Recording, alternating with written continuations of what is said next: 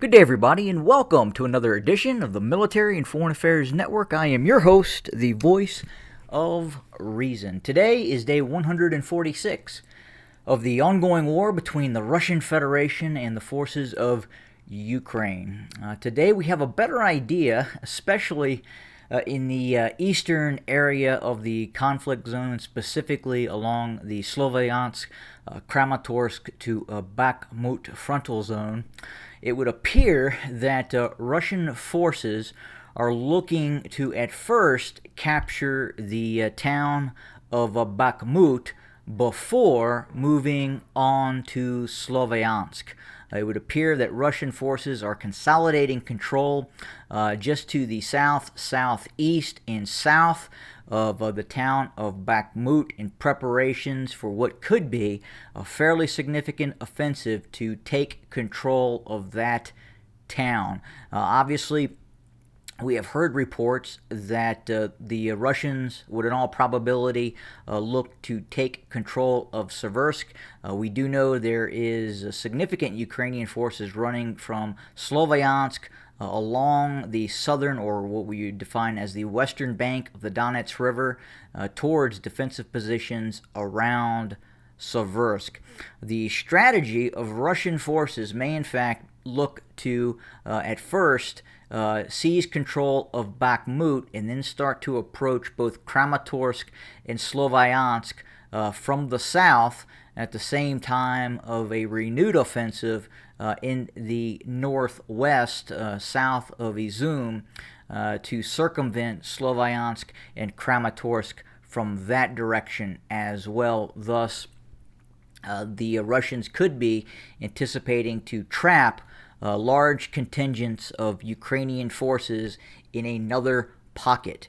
We have seen Russian forces utilize this strategy in the past, and I wanted to go back and again show you, the viewer, exactly what we are talking about in terms of this Russian strategy. So here again we had the camel or moose head pocket, the cauldron that was developed by Russian forces, and then the eventual attack, which circumvented and destroyed large numbers of Ukrainian forces. And we know now that the retreat for Ukrainian forces was indeed somewhat chaotic in this operation, as the Russians, and here you really get a good idea on what exactly happened and how it happened.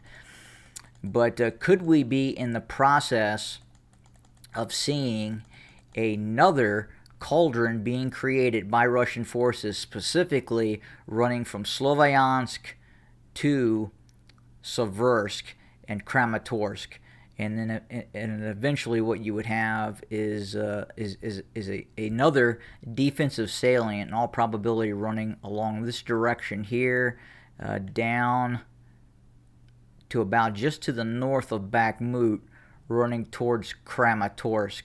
And then the Russians would then launch said operation, again designed to trap large elements of the Ukrainian army. Again, this is just a hypothesis.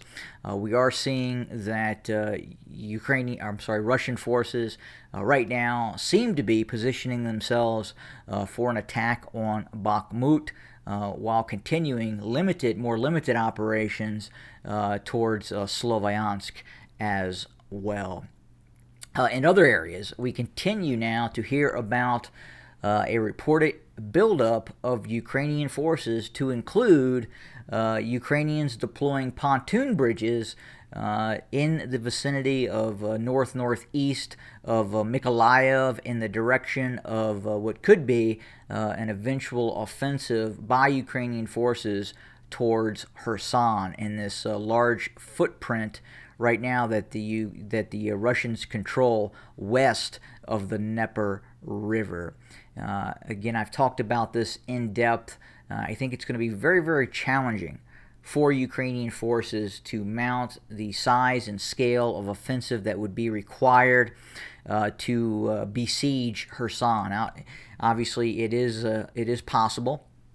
We will not rule it out, and obviously Ukrainian forces are starting to position, or at least intel indicates that Ukrainian forces are starting to position forces for a possible counteroffensive in the southwest. At the same time, we have heard of Russian forces positioning additional forces in the direction of Kherson and on the western bank of the Dnieper River.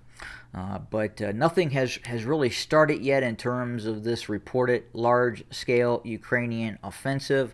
Again, we continue to see more or less some of these long-ranged artillery attacks and continued artillery duels occurring in this area. We continue to see both the Russians using fixed-wing aircraft, and then we also report, obviously, that to a lesser extent, the Ukrainians continue to use some fixed-wing assets as well, just not at the rate and tempo Russian forces are using, as Russia has what could be defined as near air dominance. Not air superiority, not complete air dominance, but they do have near air dominance and can strike at leisure a vast array of Ukrainian targets throughout all of Ukraine with the use of Kalibr and or Iskander type weapon systems.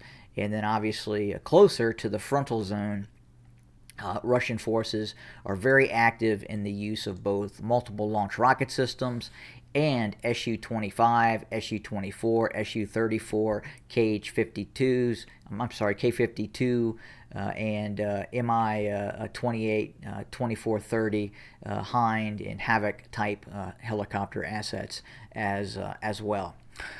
But that is the current update in terms of what we are seeing right now on the ground. Again, we're watching very, very closely Russian forces building up in a possible operation towards Bakhmut. And the Russians could be looking to establish control over Bakhmut before rolling up the western bank of the Donets River in the direction of Seversk. But again, only the Russian General Staff ultimately would know what their objectives are. Obviously, things can change, but in terms of troop movements, it's kind of what we're seeing right now. We're going to also continue to watch the direction of Kharkiv as well, Kharkov as well, as it does appear that Russia still has their eyes on seizing control of Kharkov, and I, in terms of war goals and war aims, as I talked about in the previous episode, it just does not seem reasonable for Russia to have launched this operation and not take what it would seem as the prize of Kharkov in this operation. That is something I don't think the Russians may be willing to walk away from within the context of this conflict. Also, and one last note, we continue to hear about Zelensky, the president of Ukraine, sacking some rather high-ranking officials in terms of both with the security apparatus and other law enforcement apparatuses as well, namely the SBU. And what could be behind that? It's very strange that the lifelong friend of the reported president would be sacked for being a reported traitor.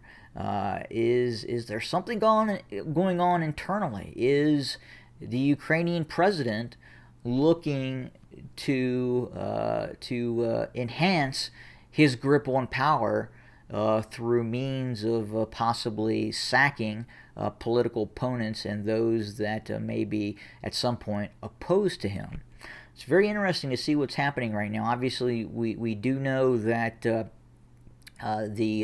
Ukrainian president has strengthened his hand. He has eliminated a lot of obviously pro-Russian opposition parties, and he continues to do that. In fact, throughout the country, even what you could define as minor support in terms of a reported blogger who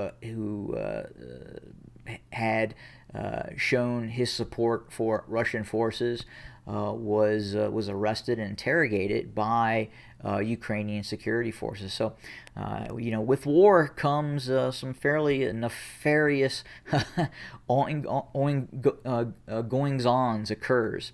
And we are seeing that now, obviously, within this conflict. I mean, we go back even in the history of the United States, where large elements of the Japanese American community were interned for all intents and purposes, what were concentration camps. So, war does strange things to society, and in fact, those in power tend to grasp for more power in a war type of environment, and in all probability, that could be what we're seeing now happen inside of Ukraine. It's been going on for some time, and obviously there is a very large population in specifically eastern Ukraine that does support Russia, and obviously many of the people that live in this region speak Russian as their first language.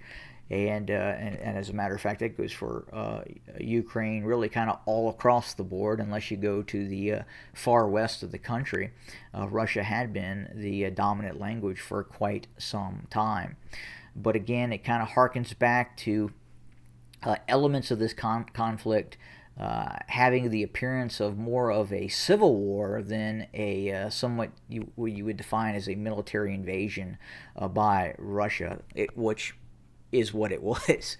But at the end of the day, it does have elements in the conflict that would not be present in some other past invasions that we have seen throughout history. A bit more complicated than what you hear on, obviously, mainstream media in terms of what is happening within the confines of this conflict. Probably much more complicated than people really understand. But that is it for today. We will continue monitor, report, and bring you more content for your consumption. Thanks again for joining us. Have a good day.